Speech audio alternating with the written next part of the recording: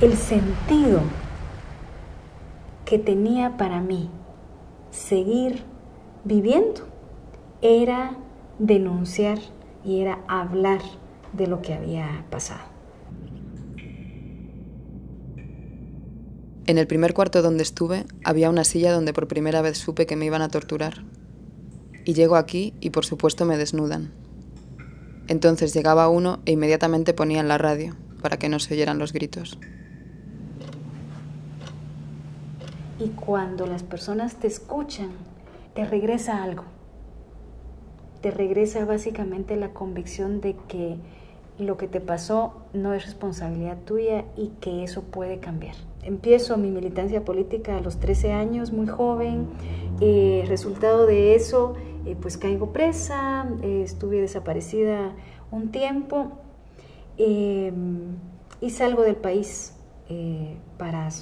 para quedar con vida, ¿no? Yo lo había hablado afuera de mi país, pero en Guatemala por primera vez di un testimonio que se escribió y que quedó escrito en la memoria histórica de este país para que mucha gente lo conociera. Me pidieron si podía organizar el capítulo que básicamente identificó por primera vez en la historia de un informe de la verdad lo que les había sucedido a las mujeres durante el conflicto armado en Guatemala. Cuando yo di mi testimonio y cuando vi y trabajé con los testimonios de otras mujeres, fue desbordante el dolor. El proyecto de recuperación de la memoria histórica, más conocido como el proyecto REMI, inicia en 1994. Se inicia preparando animadores de la reconciliación, que eran personas de cada una de las diócesis, encargadas de tomar los testimonios de todas aquellas personas que fueron afectadas por el conflicto armado. Se produjo el informe que se conoce como Guatemala Nunca Más. Estos informes nos permitieron tener un diagnóstico nacional de lo que había pasado en Guatemala. Y todo eso ha sido como una investigación que busca precisamente dignificar la memoria de las víctimas. La guerra dejó muchas secuelas psicológicas y por lo tanto había que dar un acompañamiento psicológico a todas aquellas personas que fueron dando sus testimonios, porque fueron procesos bastante dolorosos de recordar lo que había sucedido.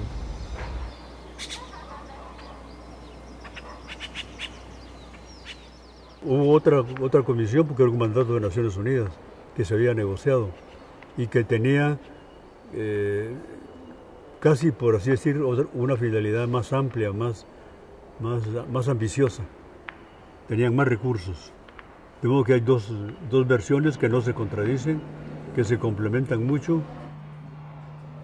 El grueso de la represión, el momento brutal de la represión ocurrió contra sectores indígenas, pero es la mitad de la sociedad, la que yo digo, una metáfora, la mitad de la sociedad castigando a la otra mitad, porque la labor del ejército fue aplaudida por sectores civiles, por la prensa, por los empresarios, por políticos. El informe Guatemala Nunca Más arroja un número de 442 masacres que se cometieron. Se estima más o menos que un 93% de responsabilidad del Estado manifestado a través del Ejército de Guatemala, de grupos paramilitares como las patrullas de autodefensa civil creadas por el Ejército de Guatemala para el control de las poblaciones, comisionados militares, un 3% responsabilidad de la guerrilla a través de los diversos grupos armados y un 4% no se tuvo una responsabilidad, no se logró identificar. Los sectores indígenas, campesinos, estuvieron casi siempre dispuestos a testimoniar, a contar sus historias. Los sectores urbanos, ladinos como llamamos acá, los sectores golpeados por la represión, no siempre lo hicieron. Había un sentimiento de dolor, pero frente al dolor, el silencio.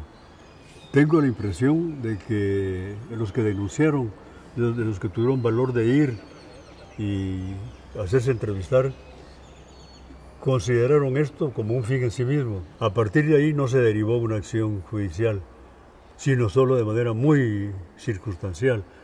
De modo que hay 36.000 denuncias, pero 40, 50 casos que se han investigado. Cuando se presenta el informe Guatemala Nunca Más, pues eso se hizo el 24 de abril de 1998 en la Catedral Metropolitana, pues había una gran expectativa a nivel nacional e internacional. Obviamente hay sectores muy conservadores en Guatemala que se oponían a este proceso. Obviamente aquellos violadores a derechos humanos querían que ese pasado no se conociera. Pues hubo reacciones como fue la propia muerte generada en contra de Monseñor Juan José Gerardi Conedera, que se da 2 días después de presentar el informe Guatemala Nunca Más. El mensaje era claro: la Iglesia Católica se había sobrepasado al publicar un informe en el cual se individualizaban responsabilidades. Se quería demostrar quién era quien todavía mandaba en Guatemala, en este caso eran los militares. Se quería dejar claro que en Guatemala pues, se firmaba la paz, pero no se firmaba pues, la posibilidad de poder deducir responsabilidades. Guatemala es una sociedad enferma. Pasamos del conflicto armado a unas negociaciones de paz en donde pensábamos que las negociaciones o que la firma de la paz iba a cambiar esa emocionalidad y las condiciones sociales, políticas y económicas, lo cual eso no fue así. Tenemos ahora un gobierno militar con un presidente que participó en la guerra. Estamos regresando a formas violentas y represivas de resolver los conflictos desde el Estado. No podemos permitir que regresen gobiernos militares como el que tenemos ahora. Conocer la memoria para un país como el nuestro es tener y dar y respetar el derecho humano a conocer la verdad. Si nosotros como pueblo guatemalteco no conocemos la verdad, esa historia va a volver a repetirse.